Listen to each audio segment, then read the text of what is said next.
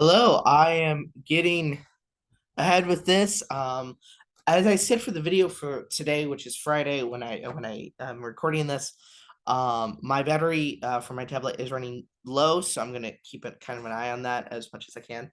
But the cardinal virtues is kind of the main topic here. Now, one of the things that Lewis mentions, which I don't think is much of an issue anymore with like thought processes, but I'll still mention it anyways. When he says the word cardinal, it has nothing to do with cardinals in the Roman Church. It comes from a Latin word meaning the hinge of a door. These were called cardinal virtues because they are, as you should say, uh, prevent, prevo- prevo- I am not Englishing right now. Like, port, port, the letters are not wording in my mouth. But what I'm trying to say, it's prudence, temperance, justice, and uh, fortitude. So we're gonna do kind of a thing on there because when you think of uh, prudence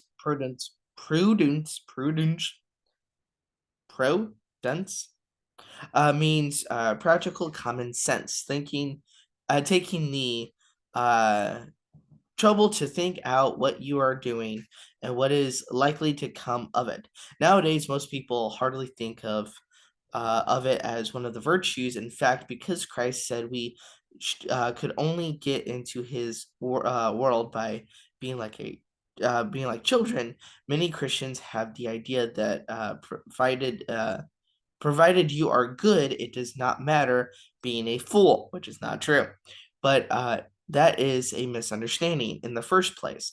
Most children show plenty of prudence about doing the things that they are really interested in, and think them out quite um, sensibly. Also, I always forget to mention this. We're on page 76 and 77. I just read a little bit from 77 on that. So just be common, have common sense when you're thinking, when you're acting, when you're doing things. Now, you can have fun, you can be, foolish, you can have fun because sometimes people call people having fun being foolish, which is not true. You can have fun, but there's a limit. You can have fun without being foolish, and you can be childlike but be have common sense, and you can it's a flow. It's a matter of using your brain in how you take upon this. Now, temperance is one of the things is, as he says, is unfortunately one of those words that has changed its meaning. It now usually means um, uh, teetotalism, teetotalism, teetotalism, teetotalism. But in the days when the second cardinal virtue was um, uh, made, it meant nothing of the sort. Temperance referred not specifically to drink, but to all pleasures, and it meant not abstaining, but going the right length and no further. It is a mistake to think that Christians ought all to be all these different Mohammedanism, the word I just tried to say horribly, not Christianity. But here's the thing with this, being tolerant. When it talks about drinking, I'll use drinking because he uses it just so we're clear, but it's really that for everything. For drinking, for as he actually mentions on page 79, one great piece of mischief has been done by the modern sorry uh the word tolerance, temperance, I'm sorry, to the question of drink. It helps people to forget that you can be just as temperate about lots of other things. A man who makes his Golf, his mortal bicycle, pretty much a motorcycle, um, the center of his life, or a woman who devotes all her thoughts to clothes or bridge or her dog is just as intolerant as someone who gets drunk every evening. Of course, it does not show an outside so easily. Bridge mania or golf mania do not make you fall down in the middle of the road, but God is not deceived by externals. So you can take anything, you can take the drinking that he mentions in this. You can take golf if that's your thing, or if motorcycles or whatever it is, relationships, jobs. If you put any of these things in front of God, or you spend so much time, you become drunken on the idea, that is a horrible thing to do. In the Ten Commandments, have no other gods before me, have do not make any carbon images of anything from the sky above or the land below or anything, or from the waters. We Now, I'm not going to use these as like full examples, but we make statues. We have, American Idol, that's what it's called. We're using an idea that we're told not to have, but it's like, oh, it's okay because it's just American Idol, just people singing and doing these competitions and everything. But are we making these things as an idol for what we are doing?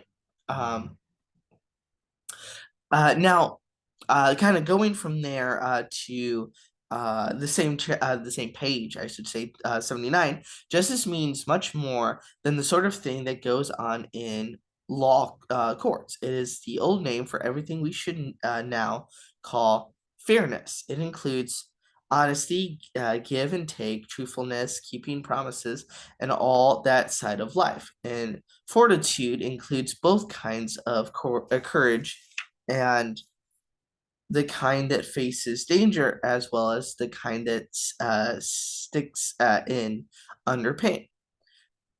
Guts, it is perhaps the nearest modern word. You will notice, of course, that you cannot practice any of the other virtues very long without bringing this one into play. Now, kind of taking both into consideration here, because justice, oh, you think of the law or whatever, but it goes on the line with fairness, includes honesty, give and take, truthfulness, keeping promises. You know, um, are we fair? Are we honest? Do we give? Do we take, like give and take, like kind of society? Are we truthful to one another? Now, this is something that I am very high on, is keeping promises or keeping my word. I'm a man of my word, as I like to say. Unless God tells me to, do something drastically, so I can, do whatever. But I'm a man of my word. I keep my promises. For instance, in 3 weeks from today, I will be graduating from college. I'll be graduating with my undergrad, which is a promise that I made to my family many, many years ago. And it has been a very long process, and without the Lord, I would not have done it. So it's all Him. But with that, I am keeping my promises. I'm being honest about it. I give and take. I mean, I try to be as truthful as I can. I'm not saying that I'm doing all these, because I don't. I'm not always truthful. I'm a human. But I think that's what we should strive to be on a daily basis, being as Christian behaviors, because that is the topic of this chapter, book, because it's the third book, the topic of this book. Now, going along with that, fortitude includes both kinds of courage. What does that mean there? What does that mean for you, of both kinds of courage? The kind that faces danger, as well as the kind that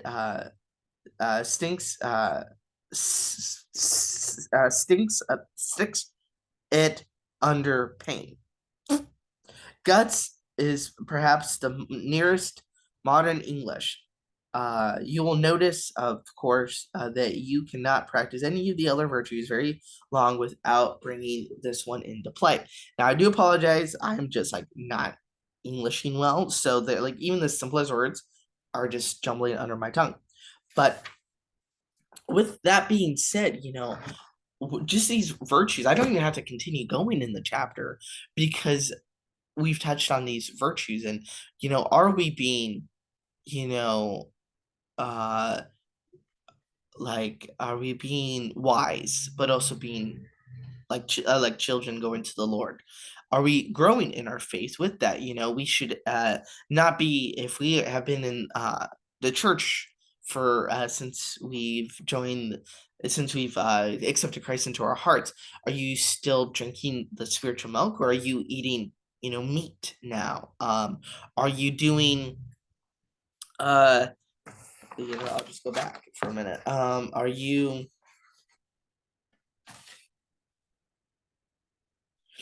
you being temperate? Are you being wise with your whatever it is? We're part of a Baptist church slash, for me, a Baptist school. So anytime I say drinking, people freak out. But if you are someone who drinks, and you come across this video, are you being wise with your drinking? Are you being wise with whatever it is that you might be letting control your life? Whatever it is, are you being wise with it and not letting it control your life? And then finally, with justice and fortitude, are you being fair? Are you being honest? Are we doing proper when it comes to give and take? Are we being truthful? And are we keeping the promises that we are saying? And then finally, fortitude, are we being courage? Are we being having courage in our actions? And there it is. So that's what we have. That's what I have for this. I'm very happy that we are finally up to date a little bit. We are one chapter behind. Like I said, I will get it done, but I checking my we are at 11% on my tablet, so it needs to charge. But I pray that we can continue to do a lot and do more and be able to take the steps that we need to, and uh, take these lessons seriously and take these videos seriously and be able to kind of grow with this, because for me this has been a encouraging moment a lot of times, because I hate recording myself. I hate it. Like, I don't like this, but I've become very um not relaxed with it, but I've become um very calm about it. I can do it very easily nowadays. So the fact that you guys say that you'll watch these videos for me has been an encouraging moment. And even if when you guys don't, which is okay when you guys don't, but I've been encouraged to continue even when things get hard. So that is it for this chapter of the cardinal virtues. And for the next chapter, I will just tell you what it is: social morality, which is what we were going to go over this Wednesday, but no one ended up showing up, which again is fine. We're getting close for y'all's midterms, and for me with finals coming up, I understand. And I wish I would have gotten the video up sooner, but stuff happens. So I will see everyone on the flip side.